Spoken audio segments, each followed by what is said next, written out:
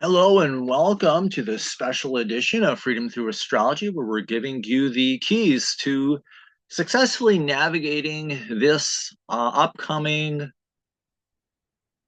eclipse.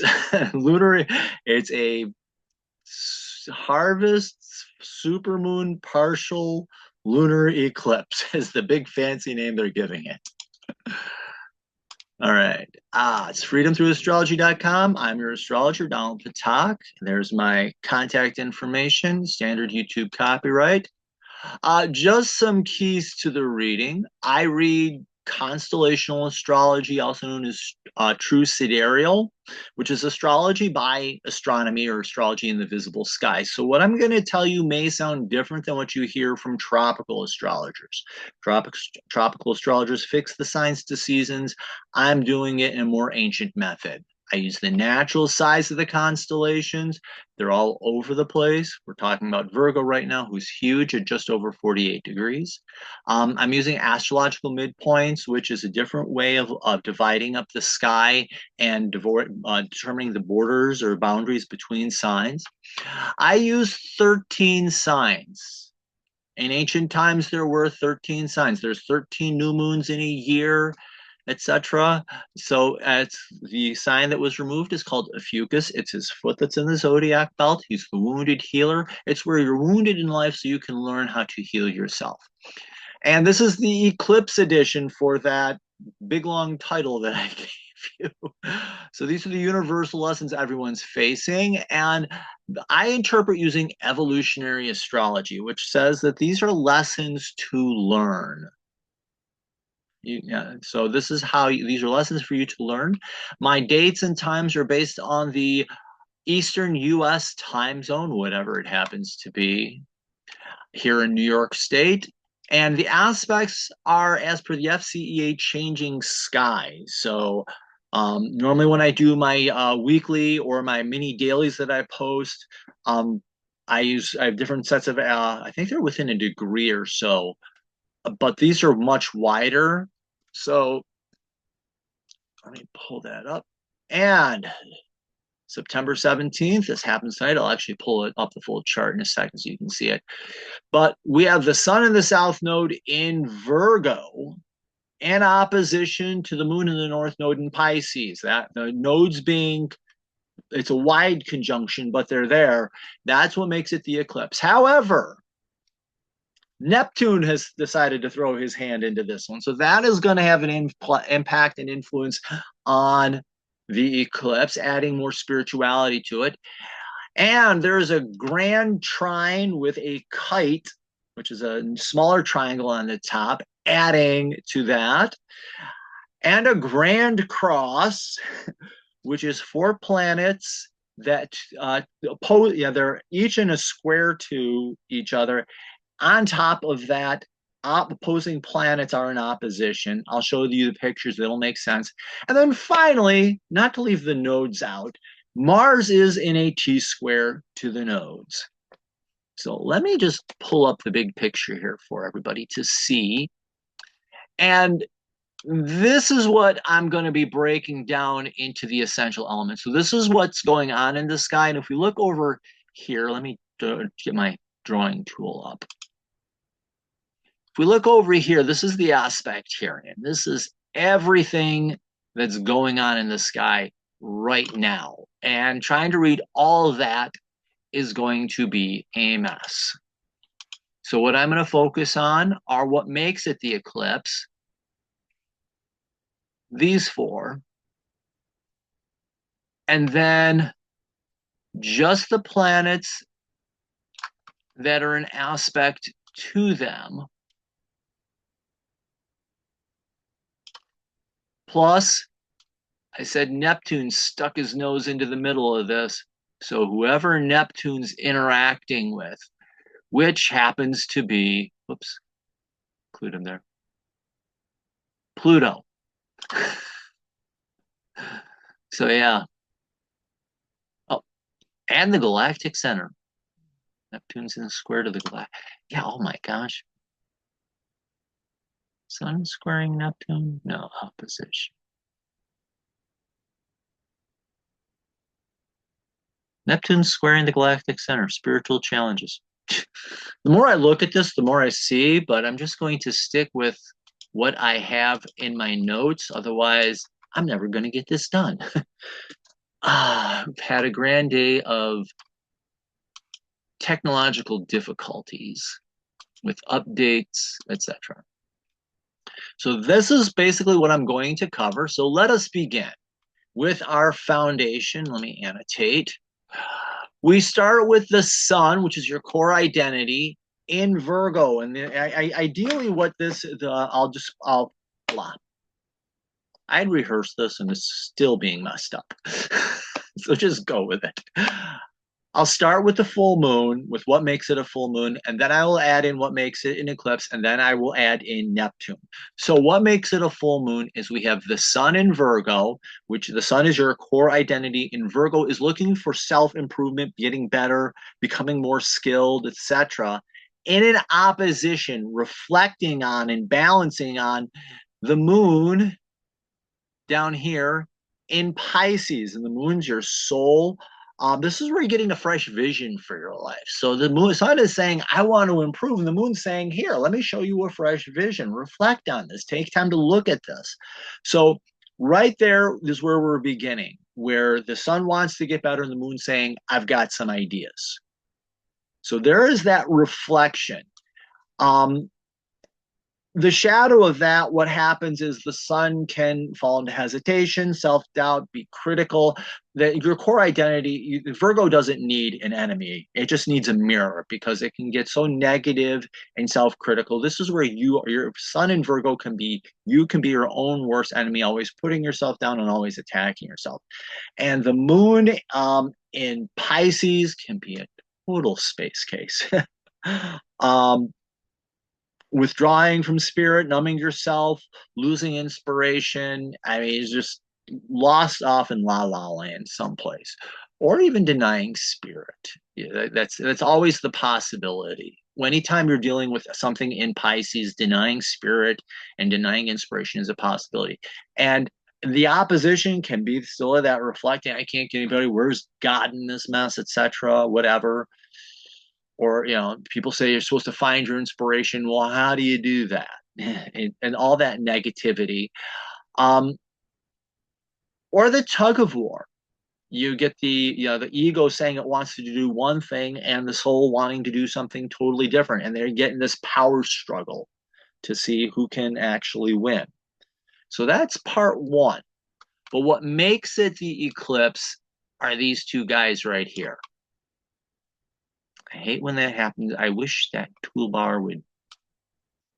And these are the nodes of the moon. When those are conjunct, the sun and the moon, that is when we get an eclipse. And it's a wide orbit. The distance there, they're not conjunct. I mean, it's very wide. It's 12 degrees. Between 12 degrees for the sun and 15 degrees for the moon. That's why it's a partial eclipse. But even so, the sun is approaching the south node, and with the south node, what's happening is becoming conscious of old patterns and how you hold yourself back, and that self-critical attitude, and you're becoming more aware of it. And with the moon in the north node, you're getting that inspiration, and it's helping you to define your soul's intentions better and understand your soul's intentions. Find where your north node is in your birth chart, and that is like your ultimate life's purpose. And with the north node in Pisces, you're receiving inspiration on how to carry that out. It's really interesting because my north node is in Pisces, so I'm getting inspired to be inspired. I'm still working on trying to figure my north node in Pisces out. If I have any more coffee, I'm not going to bed tonight. That's the last of it. But the north node, the shadow of the north node in Pisces can be ignoring your intention, ignoring your purpose, and just throwing it away, not recognizing it, not paying attention, or withdrawing into total fantasy land and whatever. And again, with that opposition, ideally it's balancing and reflecting, and they're seeing how they can work together. because that power struggle, tug of war just tears everything apart. Now, what is going to make this interesting?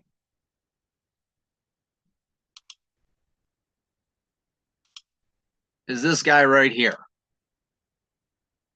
Sandwiched between the moon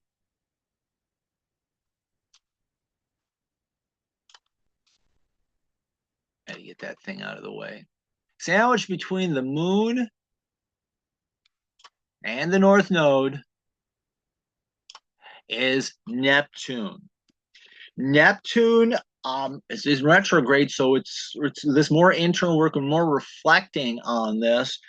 But your spiritual purpose in life. What are you doing here? Why am I here? So you're reflecting on this inspiration. So you're receiving this and taking time to really look at it and saying, how does this help me? What else do I have in here? Yeah, spirituality and being spiritually sensitive and being open to those types, that deeper inspiration. And reflecting on your spiritual purpose in life and what is it I'm here to do? Why am I here? How am I supposed to carry this out? How can spirit help me, etc.? And the shadow of this,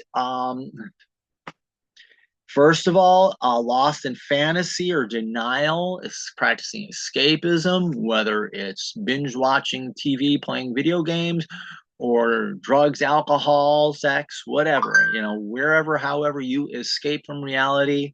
That's the shadow here. And that's where that's Neptune really is an anchor point. We'll dig into Neptune deeper as we go into that, because Neptune's going to play a pivotal point in this whole eclipse. I mean, it's caught in the middle of the node and the moon, and the North Node and the moon. And it's just going to it's going to pop up in two more parts of this reading. So, yeah, lost in fantasy or denial. So, really, this is really accentuating and highlighting the North Node and the experiences of the North Node.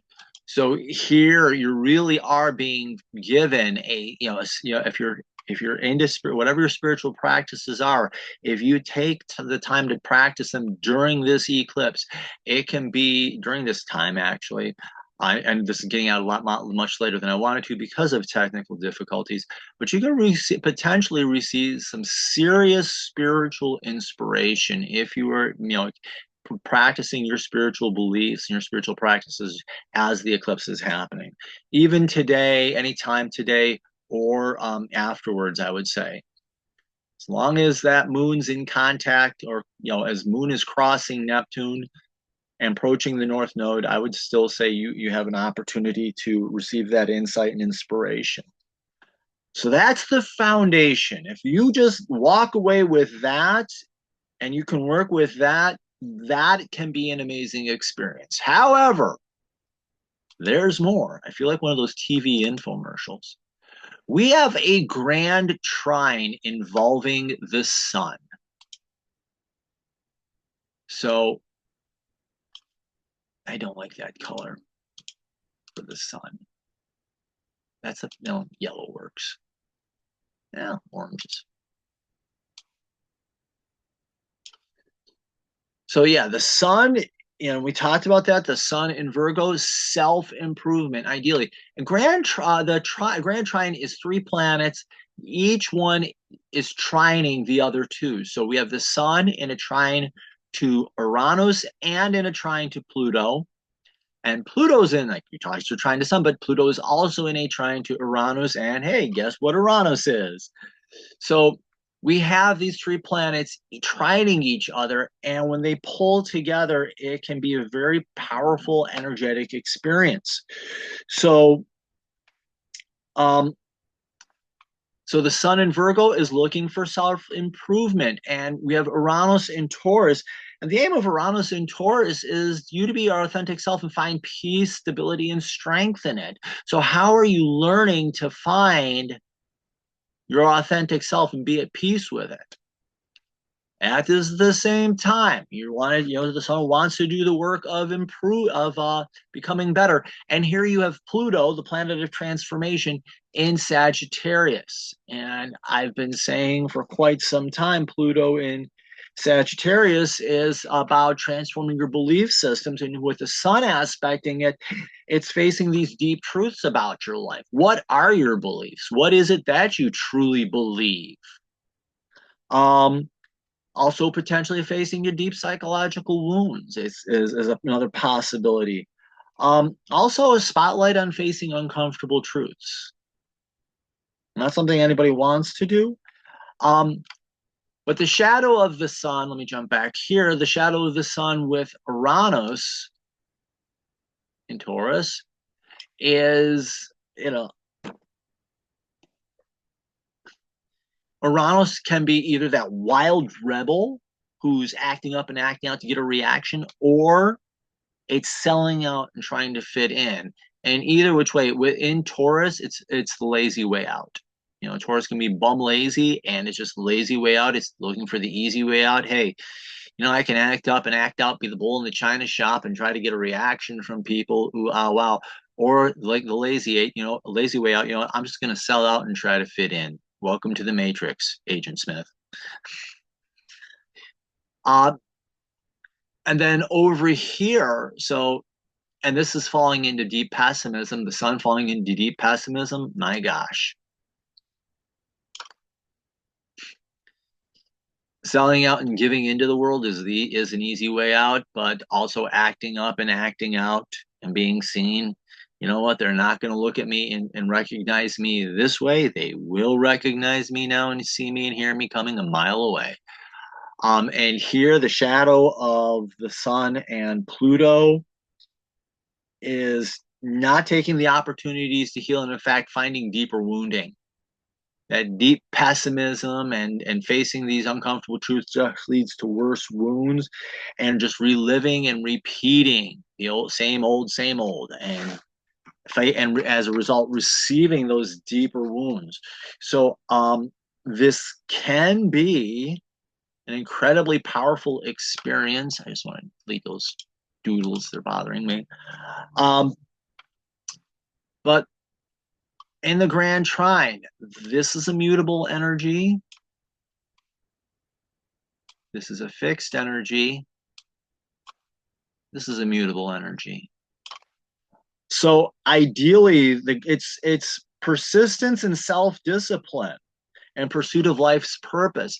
And the mutable is about making those, what are my notes here? Refinement, and Virgo is about refinement, improvement. Sagittarius is about life's quest and finding your life's purpose. And Taurus can be, it's the bull, it's about instinct, but it's also about strength and stability, and providing the strength and stability so you can improve on your life and finding your life's purpose. So persistence and self-discipline and pursuit of your life's purpose. However, the shadow, let's be honest here, can be lazy, unrealistic expectations, and overconfident or underconfident. Ick. Numbing yourself. It's very easy to fall into this numbing routine that keeps you trapped in going nowhere fast. Slines or they say trines are slippery trines. A little bit of energy goes a long way, but it's real easy to make a big mess fast. And that's what that Grand Trine is. The shadow of that Grand Trine is just falling into this mind-numbing and endless routine that gets you going nowhere fast. Okay. Now, I'm going to add to this. I'm going to do it piecemeal. There is a smaller triangle in addition to the Grand Trine. And its base is this, use a different color just because I can. Its base is this Uranus, Pluto, and then there's the sextile, and the focal point here is Neptune. I told you Neptune would be back, and here we have those two trines. And Uranus, your individuality, authenticity, standing up and being who you really are in a sextile, which is an excitement or interest.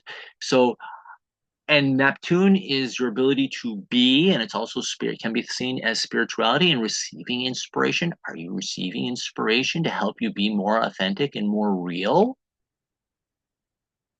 And is that providing you with strength? And Pluto, the ability to transform. Is your spirituality helping you to transform and make deep changes in your life? And to say that Sagittarius doesn't mean, is opportunity, I would say, ruled by Jupiter, certainly opportunities there, ability to go out and explore and see different things and be opening to different perspectives. If that's not change, I don't know what is. And so we have this lesser here we have transforming of your individuality being influenced by your spirituality, and that's kind of the crux there.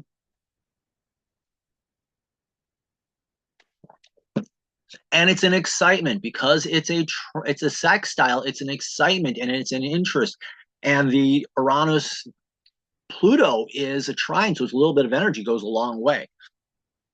But there's that shadow, and I did talk about it, so I just before, but I'm just going to touch on it briefly. Here you can be selling out, just trying to fit in, and this can be reliving deeper wounds, and this can be trying to escape. So it's real easy here.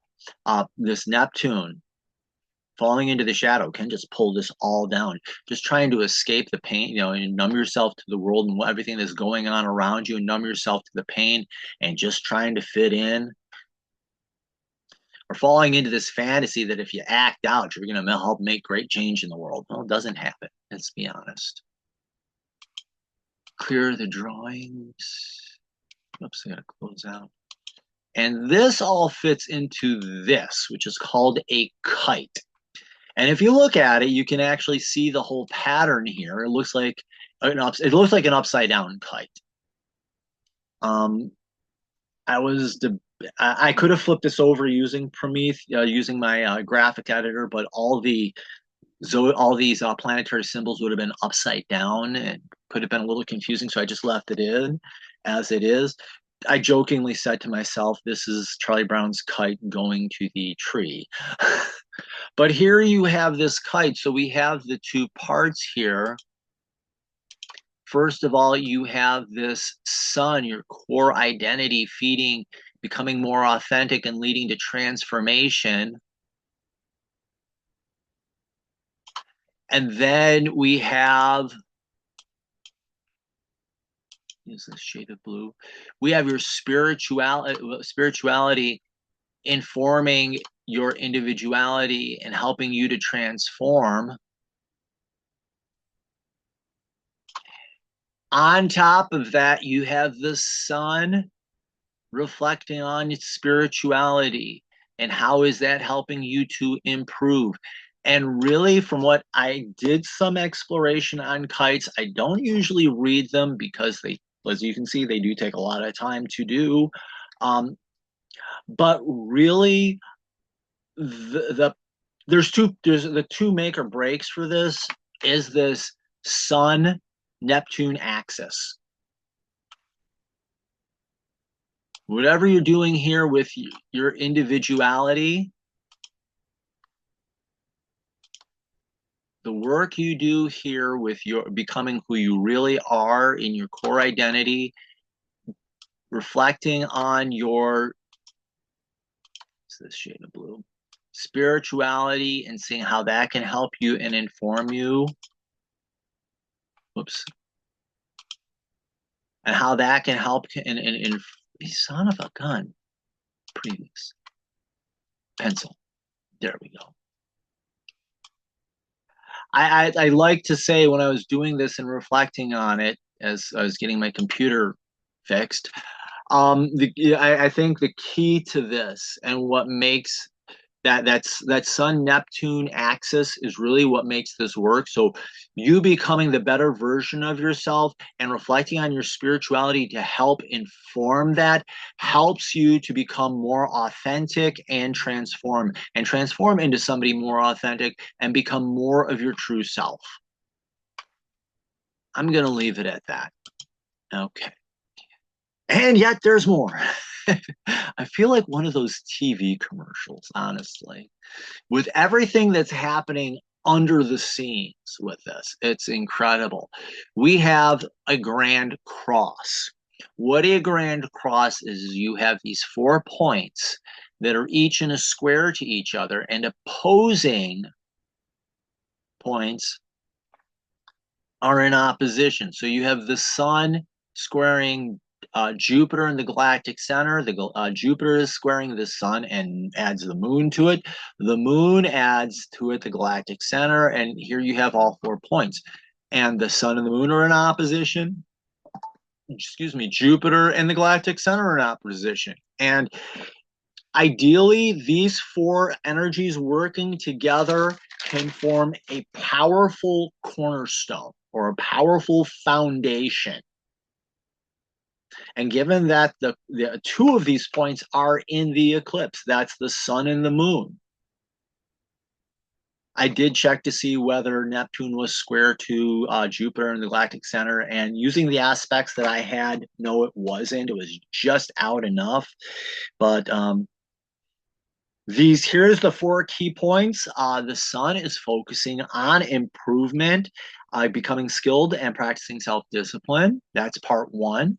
Jupiter is finding opportunity for comfort and stability. And I do want to say stability and strength, especially with Taurus there. If we think of the bull, Taurus the bull, think of Ferdinand the bull, did his work, but man, was he peaceful and strong and powerful. And so this is the opportunity to find stability. And then we go down to the moon, and that is finding a fresh vision for your life and finding some emotional inspiration. Remember, emotions are, if you look at the word emotion, it's emotion, energy in motion. So this is really providing that emotional inspiration for your life and what can carry you on for the rest of this season as we go through the rest of this month. And further on, as a matter of fact, until the next eclipse.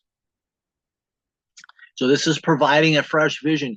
And the Galactic Center, I very rarely talk about this. I'm still learning about it and incorporating it into my readings. But this is it's a point of spiritual awakening, is my best understanding right now.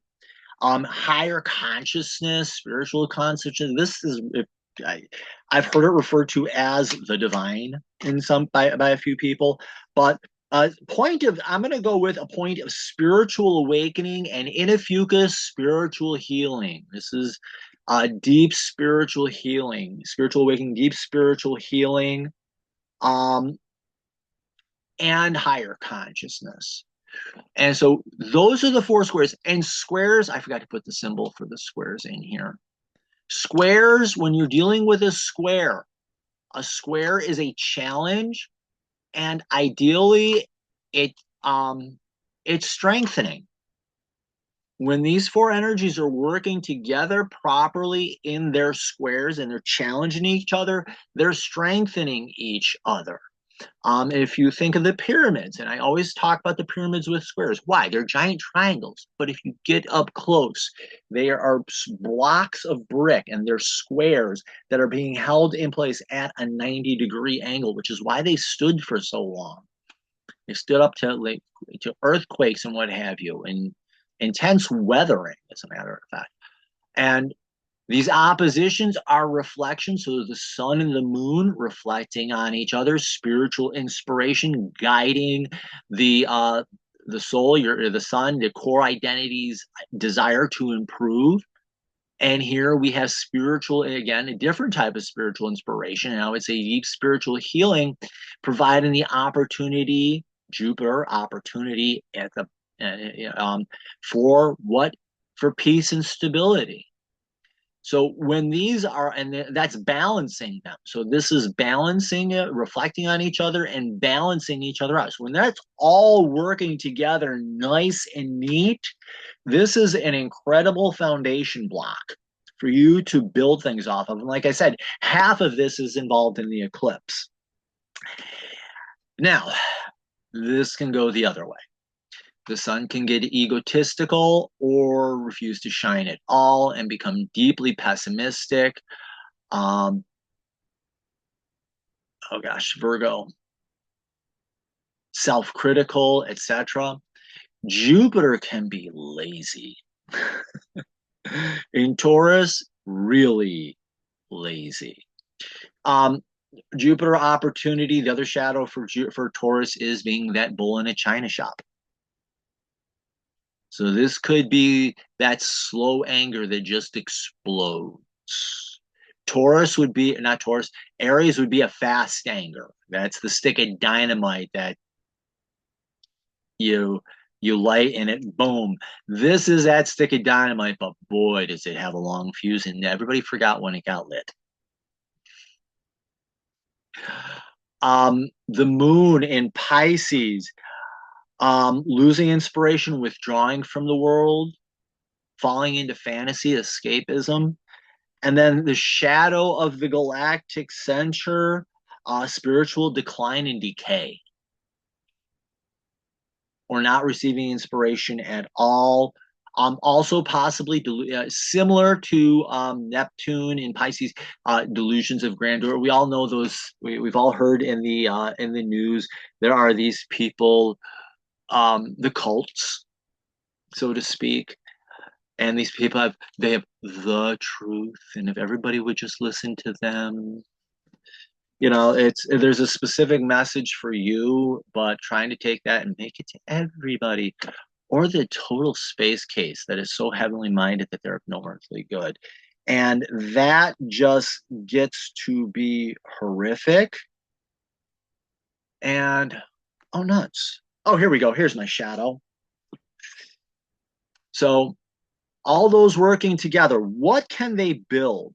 The dominant mutable is the dominant here. So it's adaptability and being able to go with the flow and make the changes that are necessary to build to be strong. I'm thinking of, I can't remember what building it is, but they're like in an earthquake now.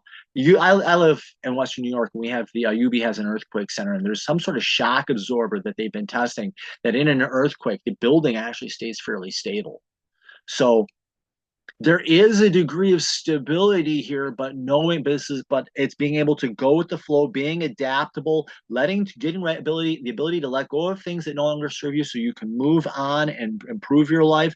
The Taurus energy helps you to maintain intention and maintain motivation from this inspiration that you're getting to do the work. And with a fucus, with the divine, and that's finding your divine purpose and having that awakening that can help you. And so that's the high road here. And then the low road, mutable is just going through the motions. If you fall into the shadow, you're just running through the motions and just doing today what you did yesterday, and you'll do the same thing tomorrow. Think of that person that goes to work on Friday because that's what they did on Wednesday, and it's the weekend, and it's Friday. They're not thinking, oh boy, I get the weekend off. They're thinking, oh God, I got to go back to work on Monday. It's that person that's living a life of perpetual dread. But that endless endings, so to speak, and just going through the motions of life. In Taurus, it's staying stuck. In a fucus, there's no healing, no inspiration, no healing. So instead of being a great foundation for adapting and changing your life and making those great changes that can help you move on in your life, it's getting stuck in this wounded past and going nowhere. So let's clear all these drawings. And there's one more. Can't leave out the nodes. We have, oh, cool, that does work. Mars is in a T-square to the nodes of the moon. And we did talk about the nodes of the moon. The south node is being aware of these, consciously aware of these perfectionist habits that hold you back. And the north node is making you aware of inspiration that can open up your intentions and help you understand the, open up your intentions, open up your inspiration, and help you find inspiration and purpose in life. Mars in Gemini. What is Mars in Gemini? Mars is having courage and assertiveness. Gemini, curiosity, willing to learn, having the courage to learn, courage to ask the questions, learn, want to know more, courage to speak up and ask. And the square is a challenge, and the challenge is, and it's strengthening you, and you're learning about how you hold yourself back. You're being aware of and learning and seeing how you hold yourself back and finding different ways to do it through finding that inspiration. And I'd like to thank my friend Zena. If Mars does this properly, is aware of how it holds itself back and is able to receive that inspiration, if you look at it and it balances these two squares, this becomes like, and she said this is like a person picking up a barbell and lifting up these weights, and it's strengthening them. This can be an incredibly strengthening opportunity for you, and giving you the courage to learn and giving you the strength to learn so that you can move on and grow in your life and become more of the person that you intended to be.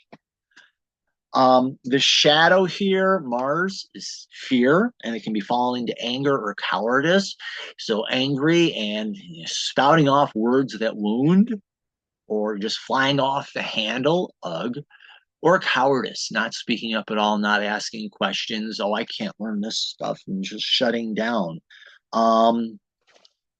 And falling in the south node in Virgo, the shadow of that is just falling into those perfectionist habits that hold you back. And the north node in Pisces is ignoring your intentions, ignoring your purpose, falling into fantasy, just trying to escape everything that's going on. And instead of moving to a higher purpose in life, you fall more into the lower purpose, and your life actually, instead of becoming more inspired, becomes more drudgery, and it's possible to become more of a control freak, etc. And let me clear all this out, clear all drawings, and that is, whoops, that is me trying to turn this into something, all this stuff here that's in the middle, into something that's understandable. So ideally, this eclipse is possibility of great personal transformation and giving you a strong foundation that will help you adapt to the situations that come up and help you find the inspiration that you need to be able to move on and grow. I'm going to give you that positive message idea, and I want to leave you on that positive message. So if you did like this, follow me on Facebook, Instagram, and YouTube. I'm also on the Digital Soul Space, which is a privacy, whoops. Oh, nuts, that's right. I'm in this. Let me do something real quick here. I am on the Digital Soul Space, which is a privacy-focused social media site. These social media sites, they're making billions of dollars off of your content and not sharing it. Or if they are, very little. This is run by Mighty Networks, privacy #1. There are 3 moderators, and if they need to talk to you about something, the hoops they have to jump through just to get your email, yeah. I do have a website, freedomthroughastrology.com. You can go there. You can order readings. I do birth charts, karmic or past life readings, a variety of different horoscopes, whether it's yearly, quarterly, monthly. I do individual consultations based on different times, and I offer packages as well. All my packages have a discount in them. If you sign up for my newsletter, during during special events, if I run a special promotion, that's where I'm going to post it. So do go to the website, check it out. So thank you very much. Like, follow, share, sign up for the newsletter. Hey, order a reading. Let me give you some insights as to how you can live your life better and have a more fulfilling life. Thank you very much. I hope that you found this informative and that you have a good eclipse experience.